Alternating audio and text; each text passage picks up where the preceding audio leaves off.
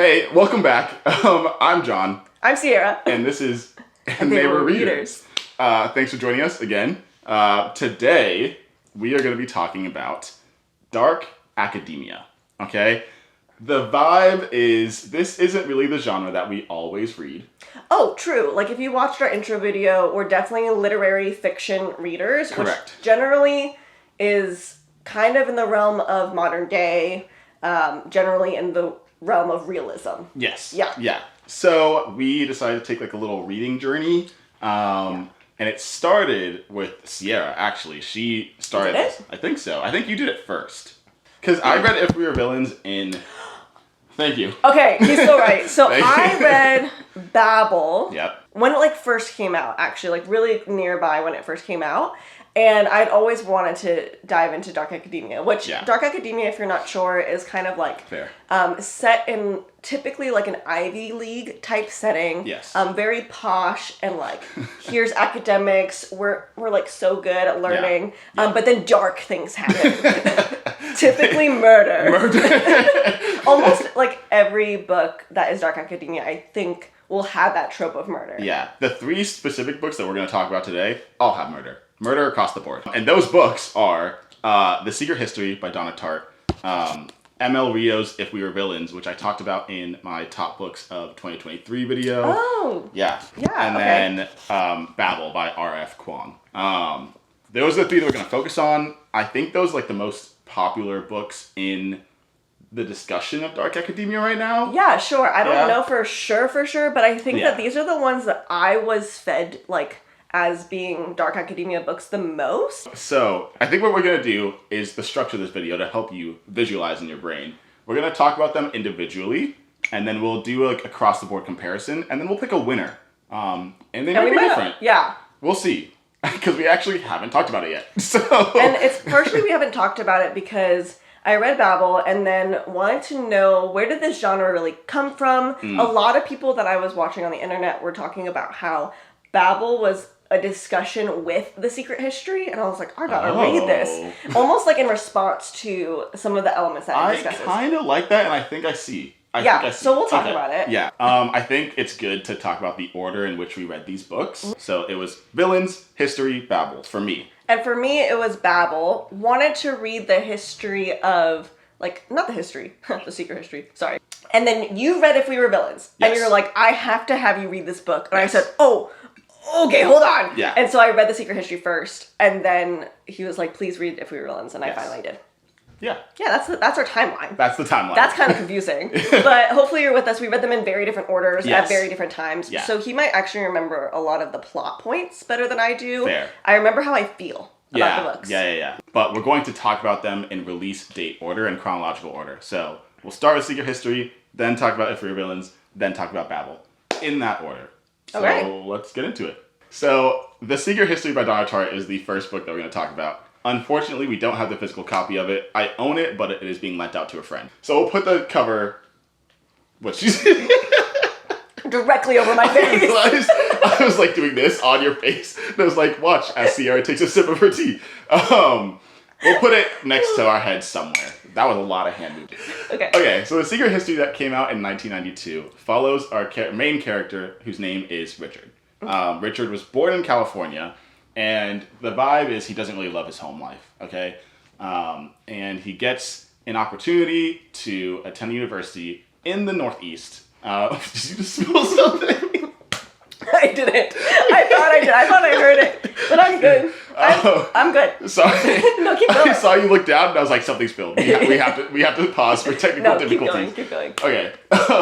So Richard is from California. He gets the opportunity to study at a university in the Northeast. And once he gets there, there's like a group of students that study a very specific, I guess it's a study of ancient languages, is how I'll say. And it's like a very select group of students. And I think there's 4 or 5 of them max, okay? Yeah. And they're all like pretty wealthy. And he is like the odd one out in that manner because he doesn't come from money. But as he's getting to know these people, they like take him out for drinks and like are buying him things. He's like kind of leveling up in society because of his association with them. And there's like a slight barrier that he feels as to why he can't get deep into the friendship, like into the friend group. But he's like right there. He's right there. Like you feel the thing that I like about the way the book was written was that you feel like you can't break into that friend group. Like you are him and he is you and you can't get in. Yes. And the writing is like, you know that something's up and you're enjoying like the fun things and the free things, but you're like, what is up? Why can't I get in? Exactly. Yeah. So they like go to this house like in the woods and they're spending time, they're smoking, they're on the water. It's like very like posh 90s vibes. Like think about that. I remember this, it's not really super pertinent to the story, but there's one winter where all of his friends leave and he stays back because he doesn't have anywhere to go. He doesn't want to go back to California because holidays with his family, not great. And he doesn't have the money to really do anything else. So he rents out this upper room that is like in a barn kind of. An attic almost? Yeah. And it's not perfectly enclosed. So like snow is falling on him. And I just remember the way that Donna Tartt describes how cold he was. And for some reason, for months after, that sticks with me. The way that she described, like, his commute to and from wherever he was going, walking through town, and, like, the biting cold that he was in, it stuck with me. Like, I feel like I could picture perfectly how he felt. So what's crazy about that is I also, while reading it, was like, this isn't that significant, but I also thought about it for a while. Yeah. So something about the way she wrote that and the way it makes you feel cold and like almost like the whole purpose of that scene isn't just about him struggling and the realities of him having a different reality than his friends. Yeah. It's also like he is physically cold, he is physically distanced, and everyone around him is cold. Yes. Like, and it's emotionally. like cold and alone. And then eventually one of the friends comes back and like finds him. And there's more. But we're not going to spoil it. I feel like we haven't spoiled anything. So there is murder. And you'll find that out in the first line of the book. You know that there's murder. You know that if you're here, you know there's murder. Yes. Richard isn't directly involved in... There's a series of murders in this book.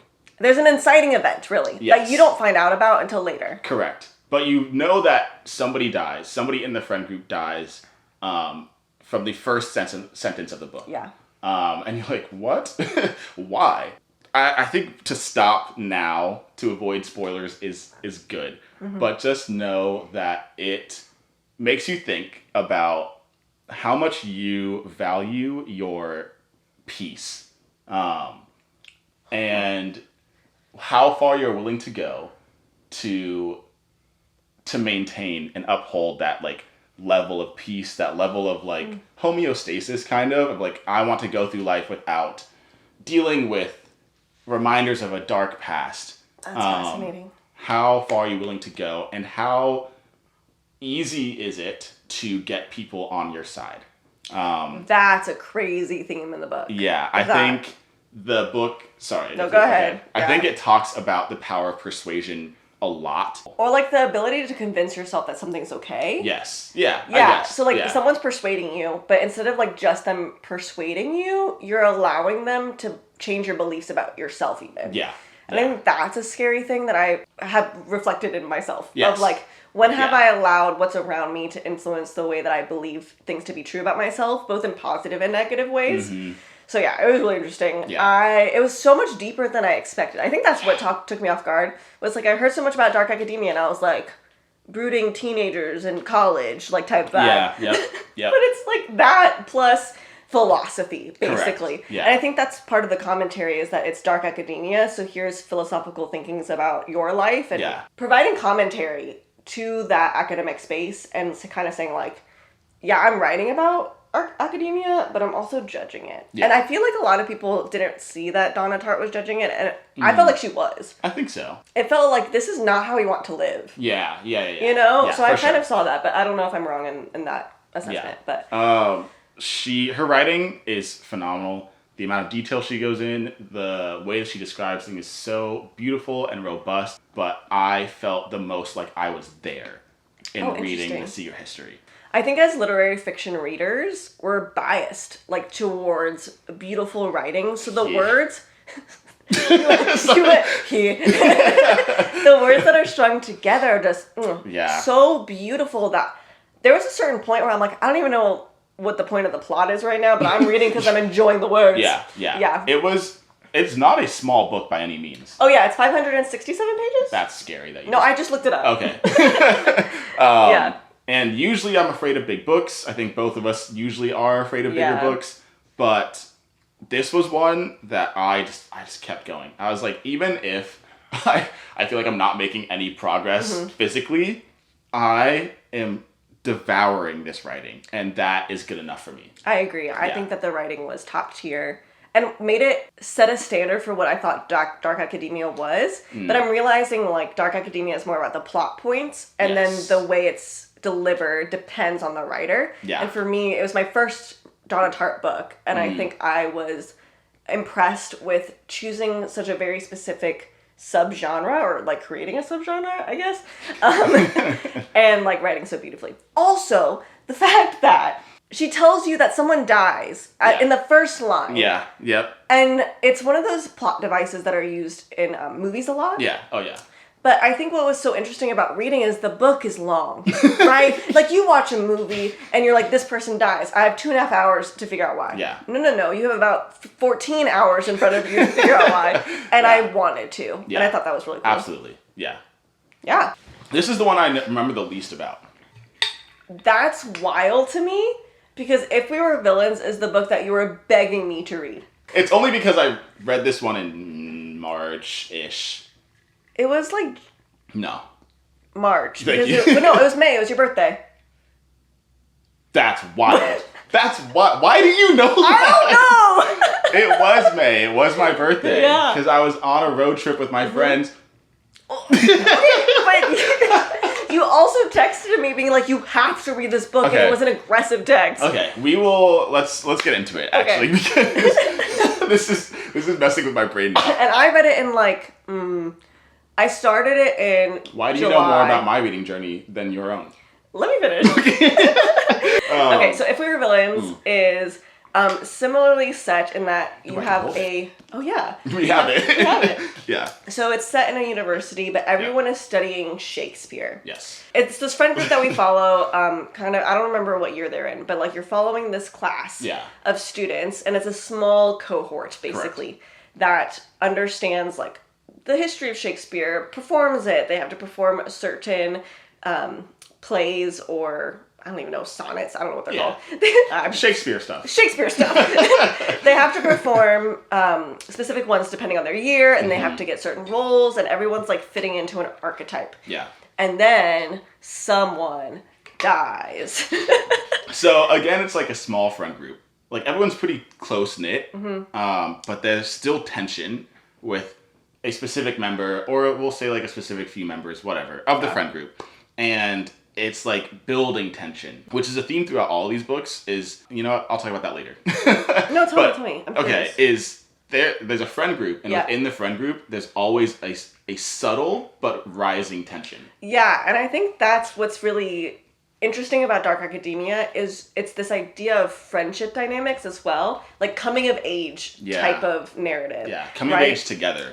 Yeah, and we talked about before, like, we read a lot of books that have to do with friendship, and I think that it's interesting to read when friends become enemies. ... Yeah, but that's the tagline of this book, and I think some of them were already enemies beforehand, which is really interesting. Not like full enemies, but we're not quite friends. Yeah. And you kind of follow what happens when there's a betrayal and there's mistrust, and then things kind of fall apart from there. Yeah.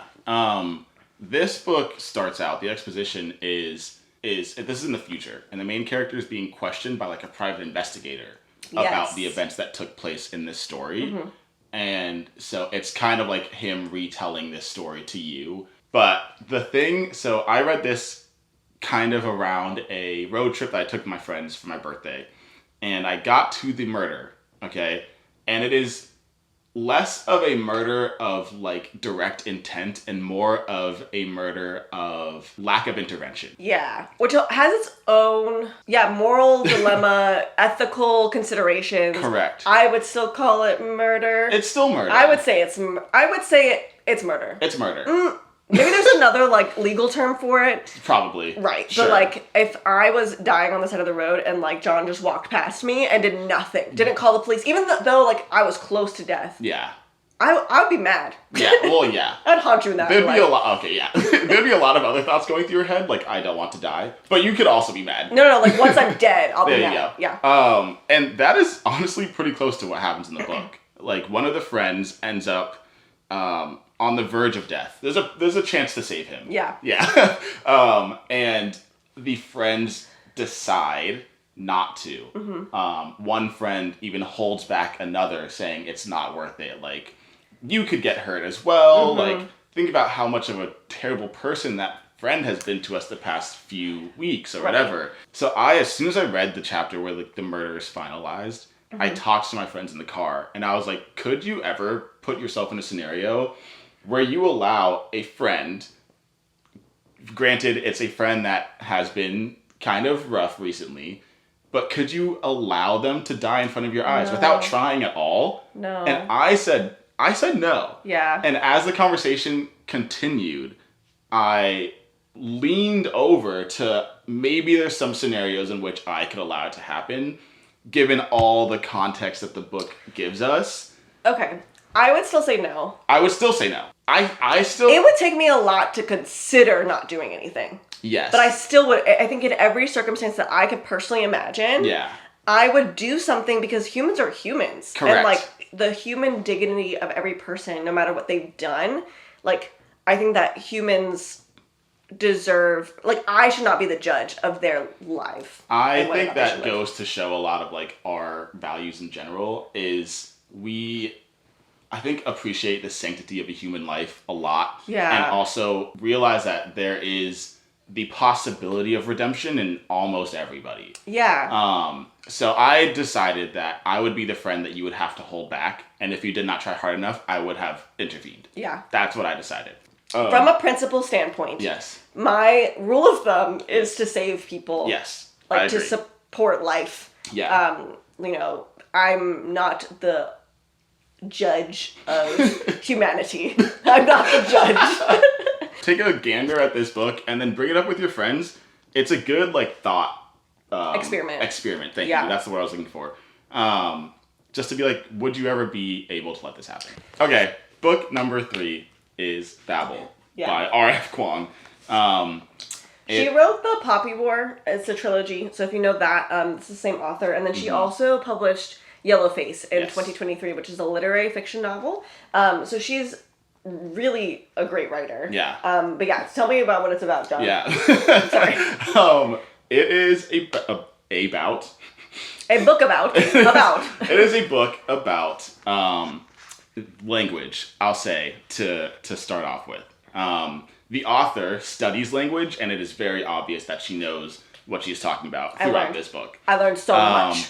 So this is set in the 1830s in England primarily, and mostly at the University of Oxford. Oxford University, I guess is how it's called. And she makes a disclaimer. It's not really Oxford University, but it's the template by which she developed her story. So we follow a character. His name kind of is Robin Swift. You start out, Robin is in China. I want to say in Canton. I'm pretty sure. He read it like a week ago. I read it a year ago. Yeah. So that's where we're at. So he's in China. His family is, like, basically, they're just all gone. You start with his mother passing. And all of a sudden, this man walks in, a European man, and, like, kind of plucks him from destitution and puts him on a boat, brings him to England. Which you might think would be like, oh my gosh, he's saved. You feel right at the beginning. You're like, this is off. Something's wrong. Something's weird about what just happened. Yeah. He makes him sign a contract that's like, I am your legal guardian, but I'm not adopting you. Yep. Okay, let's make that very clear. And you're like, that's strange, but okay. He's a man that doesn't want a liability, sure. And immediately he gets, like, intensive training on languages, specifically, I think, Greek and Latin. Yeah. And then he also begins to practice Mandarin, not Cantonese, which is what his native tongue is. And the reason why is because the magic system in this story requires language. I almost don't want to tell you what the magic system was, because it is one of my favorite parts about reading this book was discovering the magic system. And how it works is so well thought out that you're like, that is so genius. And it serves the bigger narrative yes. and theme of colonialism and languages. I think this book is the personification of the colonial nature of the English language. Yes. And it is very well laid out for you as you read it and you get it. Robin and his friends that he meets at Oxford are being trained up to study their languages that they excel in. And they all come from different backgrounds. It is important to note that they are all people of color except for Letty. Letty is white and Robin is white passing, which they do discuss in the book. Like if you pass him on the street without looking at his face for a while, you'd be like, oh, that's another Brit. That's another Brit. He's not. Okay, well, I'm going to first say that this copy of Babel is one of my favorites. And the flop factor on it is immaculate. Look at this.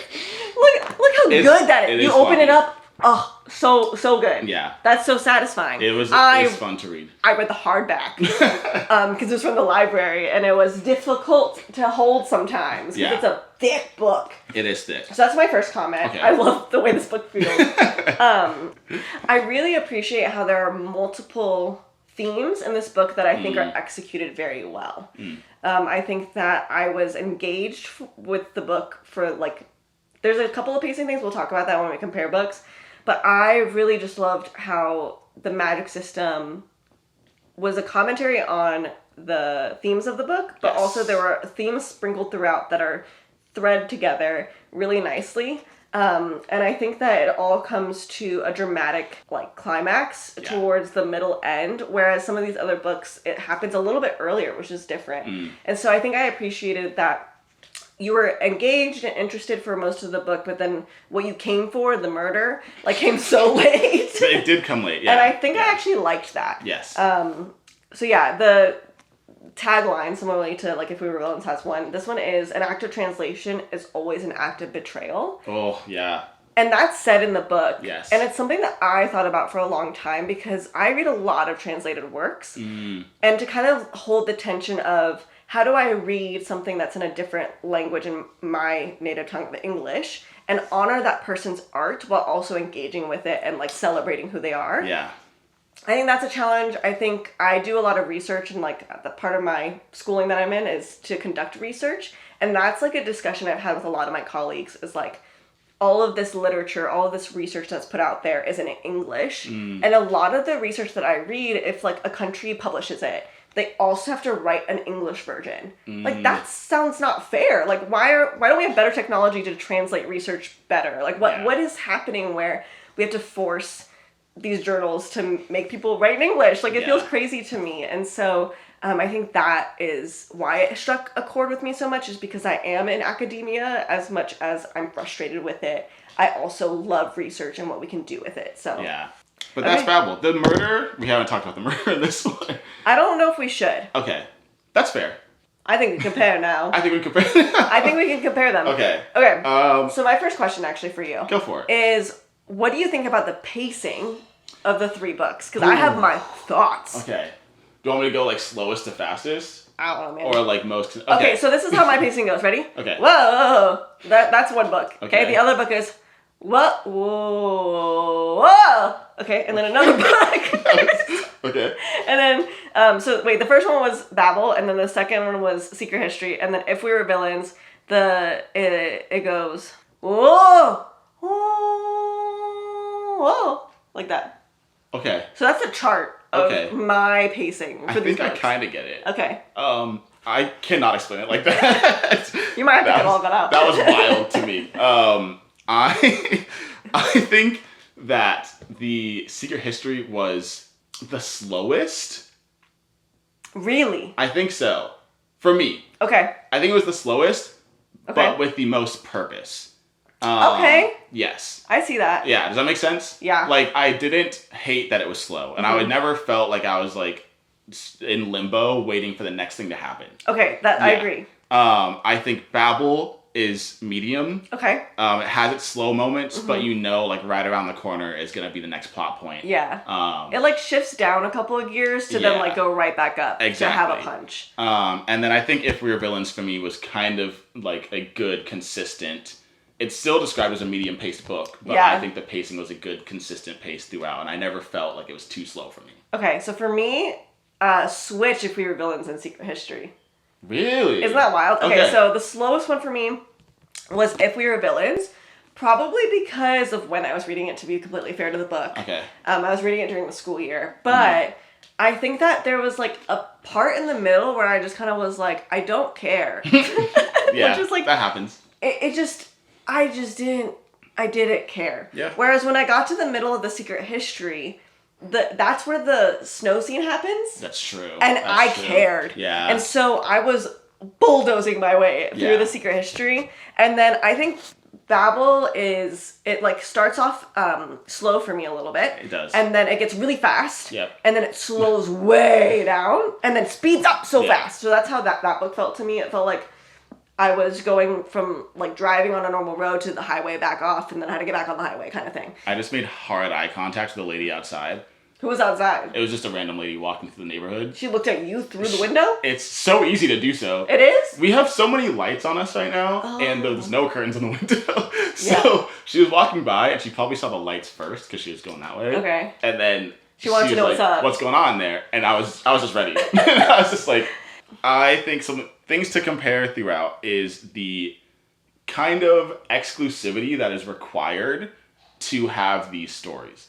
Let me explain. Oh, I get it. Yeah? Okay. Yeah. Maybe I don't need to explain. No, maybe you should explain for them. Oh my. Oh. There was someone dropping off a package, looking me straight in the eyes. So there is an aspect of exclusivity that is required for these plots to be what they are. To be as compelling as To be as compelling, to be as like sound as they are, I would say. For the characters or for us? Both. And I'll explain. In all of these books, all three of them, they go to a university, which is like a very like broad like society, and they have to section themselves away from the rest of the group, the rest of the university, in order to have this more or less homogenous mindset. And also like the type of toxicity that can brew is like when you cordon yourself off, when you close yourself off from other people. Yeah. It's your group against the world. Yeah. I think if other people in the college or the university were involved, they'd be like, what are you talking about? Like 100%. Yeah. Like you're actually crazy. Yes. Because that's how I feel as an outsider reading this. I'm like, why are y'all okay with this? Yes. I have further questions about like, the comparison. Okay, hit me.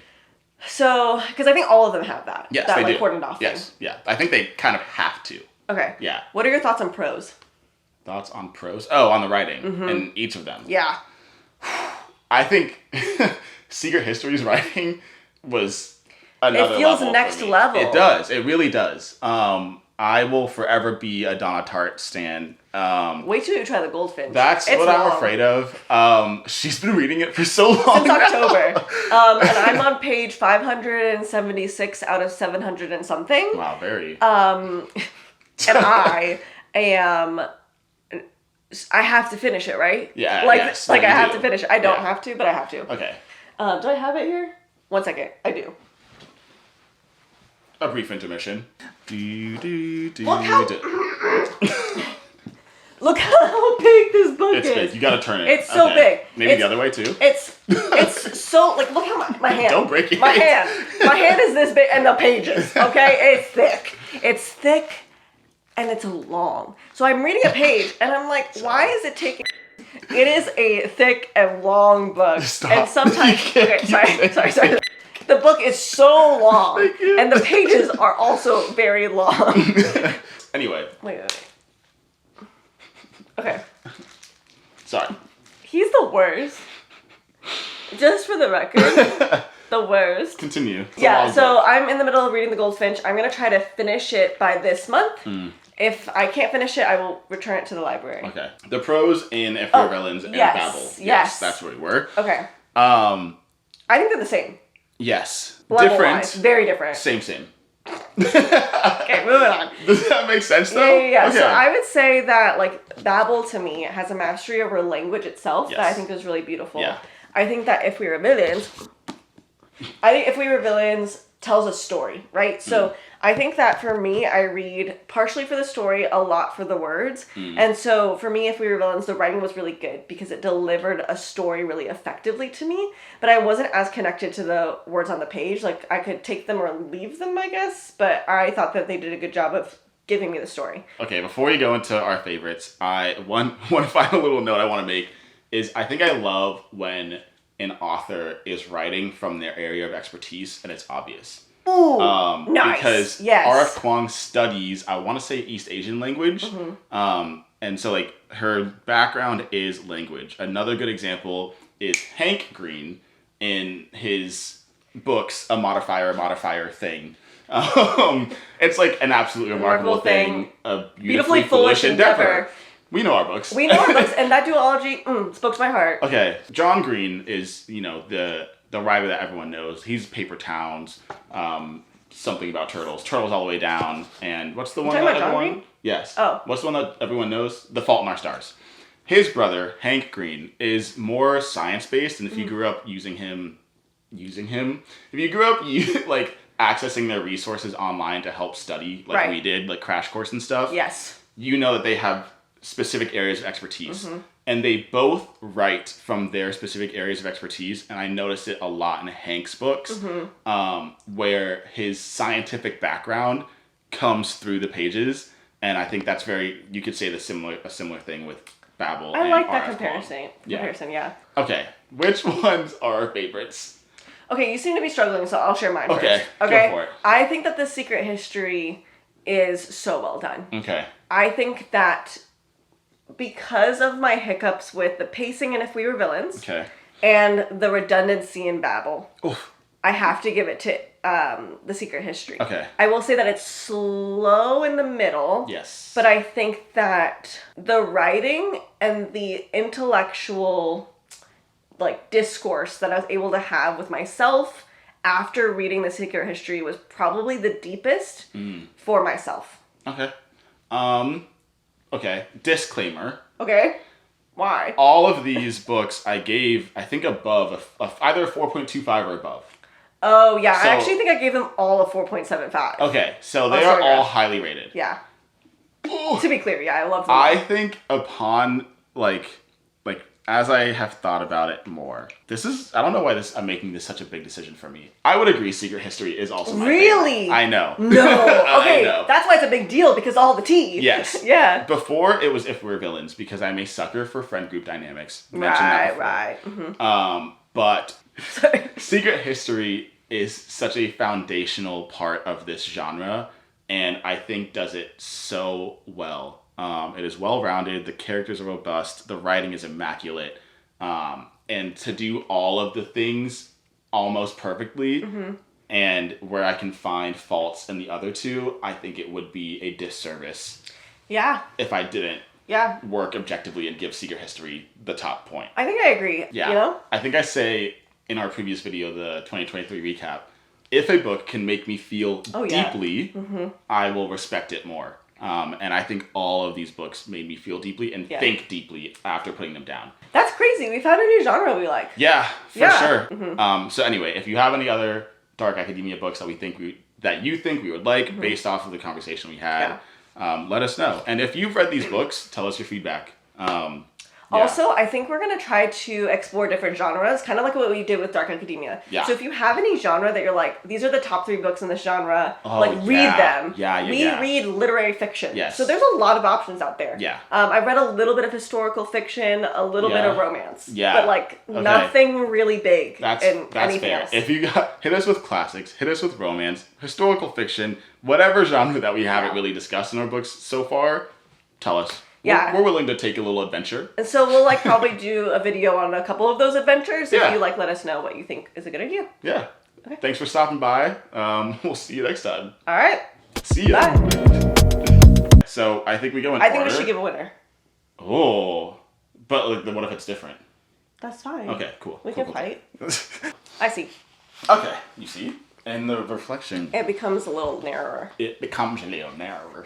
I couldn't say that word. Narrower. Narrow. More narrow. No, narrower. It's narrower. Is it? The video becomes narrower. Narrower. Stop that.